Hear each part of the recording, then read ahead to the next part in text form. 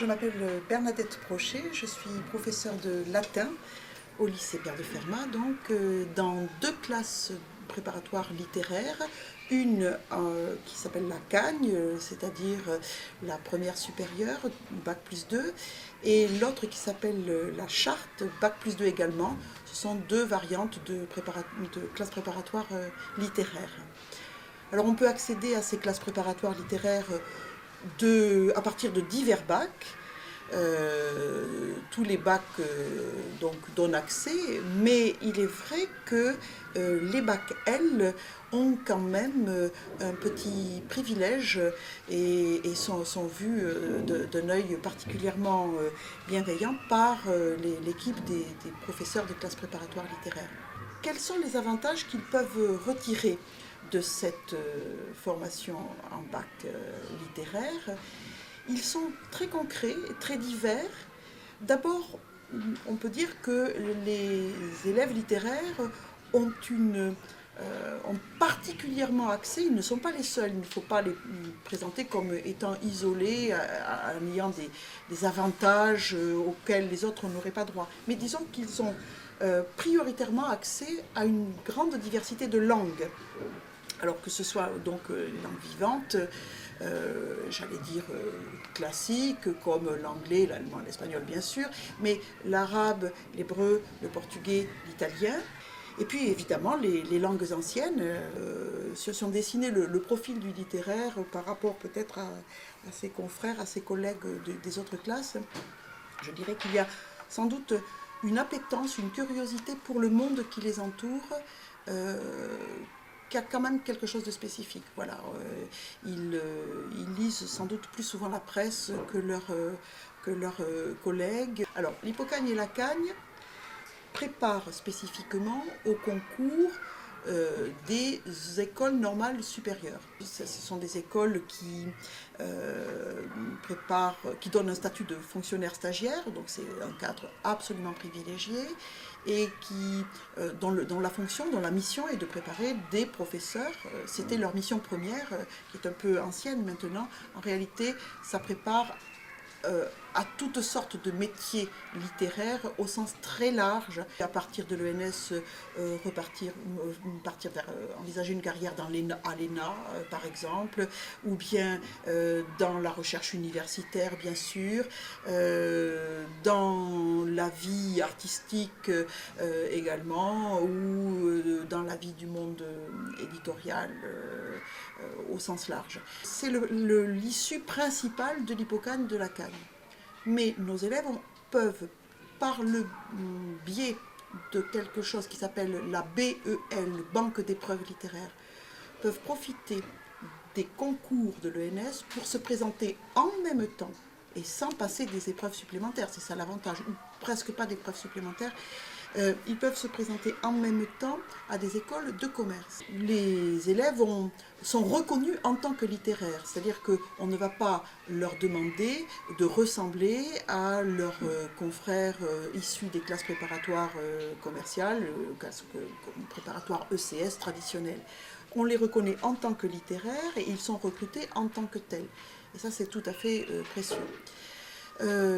Comme autre débouché de la classe préparatoire Hippocagne-Cagne, il y a également, même si nous ne préparons pas à cela, mais il faut bien dire qu'il y a Sciences Po. Sciences Po demande une formation de culture générale très, très approfondie, une grande agilité intellectuelle, une maîtrise des langues assez aboutie, et ça, on le leur offre. Il y a des débouchés, je dirais, moins connus, comme par exemple les écoles de communication. La Charte, elle est née, pareil, la Charte, l'école des Chartes est une école ancienne, née au XIXe siècle, tout aussi prestigieuse sans doute que l'ENS, mais plus marginale, plus étroite. Elle est plus technique aussi. L'école des Chartes a pour fonction de former des conservateurs, soit dans les musées, soit dans les bibliothèques, soit, et c'était la vocation première, dans les archives nationales. En Charte, on met l'accent sur l'histoire, le français aussi, et les langues anciennes. Un autre débouché commun à l'Hippocagne et à la Cagne et à la Charte, mais plus en accord avec la prépa Charte, c'est l'école du Louvre. Alors justement, pour évoquer les débouchés de ces classes préparatoires littéraires, et spécifiquement de la charte, je dirais qu'ils sont beaucoup plus diversifiés que ne le croient souvent les gens, et par exemple les parents d'élèves. Moi, je comprends qu'un parent d'élève se pose avant tout la question suivante. Bon, mon fils, ma fille, tu vas faire un bac L, et alors à quoi ça va te servir? Quels sont les débouchés possibles avec un bac L? Alors, si je regarde le débouché par le biais de la prépa, ce n'est qu'une des solutions possibles, je dirais que ces débouchés sont quand même très diversifiés et très intéressants. Bien sûr, un bac L peut servir notamment à devenir professeur de langue et littérature, c'est entendu, c'est bien clair, que ce soit avec un secteur assez large, de la philo jusqu'aux langues anciennes, en passant par l'histoire et le français. En dehors donc de ce débouché majeur, les enseignements littéraires offre des débouchés qui sont devenus beaucoup plus divers quand même. Je pense par exemple à un de nos anciens élèves qui a fait une cagne avec latin par exemple, et qui est actuellement promoteur dans le monde du cinéma. Donc il est embauché par une société de production cinématographique et son travail consiste à vérifier la qualité des scénarios qu'on propose à cette entreprise pour voir dans quelle mesure ça peut donner de bonnes fictions, de bonnes séries, que ce soit pour le cinéma ou pour la télé. On s'aperçoit que après nous avoir quittés, donc là on est en 2015, 67% de ces élèves au global, en prenant les 3 générations confondues, sont titulaires de Master 2. Donc ça veut dire qu'ils ont performé au niveau de leurs études et personne, alors là je dis bien personne, ne s'est arrêté après la prépa et personne n'a été en échec après sa prépa. 72% de ces élèves ont actuellement, donc en 2015, soit un CDD, soit un CDI, mais quand c'est un CDD en voie de finalisation. Alors, les débouchés, c'est très curieux, parce que la plupart des élèves, au fond, ont gardé leur intuition de départ, ce goût littéraire qu'ils avaient, qui les a portés vers un bac L, par exemple. Ils l'ont gardé et ils l'ont fait fructifier de façon intéressante. Alors, bien sûr, débouchés majeurs, l'enseignement, c'est vrai. D'autres se sont tournés vers le monde associatif de la culture, promotion des bibliothèques, promotion des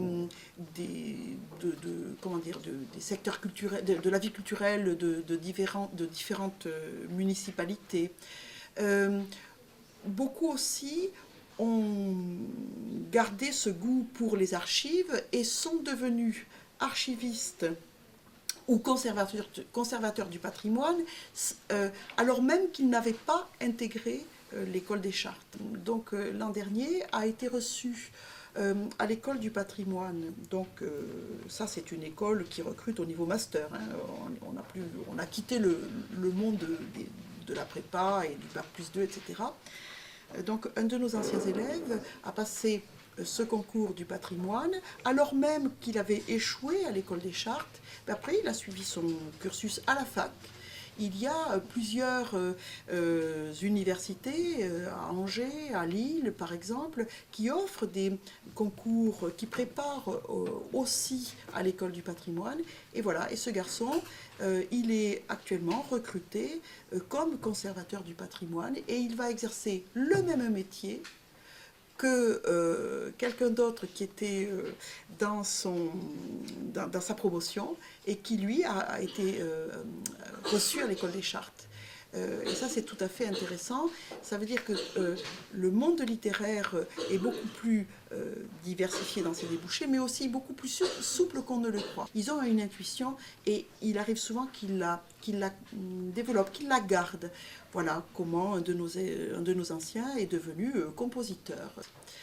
Je disais tout à l'heure que, au fond, quel que soit le parcours qu'on a suivi à partir de la prépa, on peut se retrouver, l'histoire rebat les cartes, on peut se retrouver à égalité d'emploi et de qualification.